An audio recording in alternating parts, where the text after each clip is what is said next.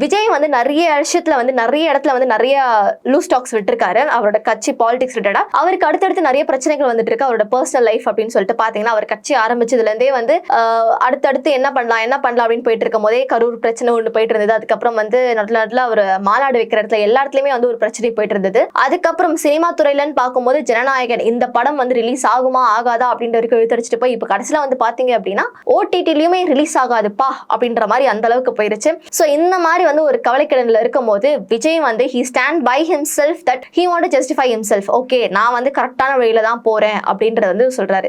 அவர் கரெக்டான வழியில தான் போறாருன்னு எதை வச்சு நிரூபிக்கிறாரு அப்படின்ற மாதிரி எனக்கு ஒன்றும் புரியல அப்படின்ற மாதிரி தான் இருக்கு. எதனால அப்படின்னு சொல்லிட்டு பாத்தீங்கன்னா, ஒரு சில பேர் ஆட்களை வந்து கேட்டு என் பையன் வந்து ஒரு சில விஷயங்கள் செய்யறான், அது ரொம்ப தப்பா இருக்கு, அதை வந்து என் பையனுக்கும் நான் புரிய வைக்க ட்ரை பண்ணிருக்கேன், ஆனா அவர் வந்து கேட்கவே மாட்டேங்கிறாரு அப்படின்ற மாதிரி ரொம்ப வந்து மனசுடைஞ்சு பேசியிருக்காரு எஸ்.ஏ. சந்திரசேகர். இந்த மாதிரி ஒரு நிலையில அவர் பேசும்போது எல்லாருக்குமே வந்து ஒரு தோன்ற ஒரு விஷயம் தான். அவர் சொன்ன விஷயம் என்ன அப்படின்னு சொல்லிட்டு பாத்தீங்கன்னா, எந்த ஒரு தகப்பரும் வந்து என்னோட பையனுக்கு அவங்களோட பையனுங்களுக்கு ஒரு தீமை செய்யணும் அப்படின்ற மாதிரி யாரும் யோசிக்க மாட்டாங்க. அந்த ஒரு நிலையில தான் நான் இருக்கேன். நிறைய விஷயங்கள் வந்து நான் விஜய் வந்து பார்த்து சொல்லியிருக்கேன். பட் அவன் வந்து இப்போதைக்கு அவர் வந்து இப்போதைக்கு எதுவுமே கேட்கிற நிலையில இல்ல அப்படின்னு சொல்றாங்க.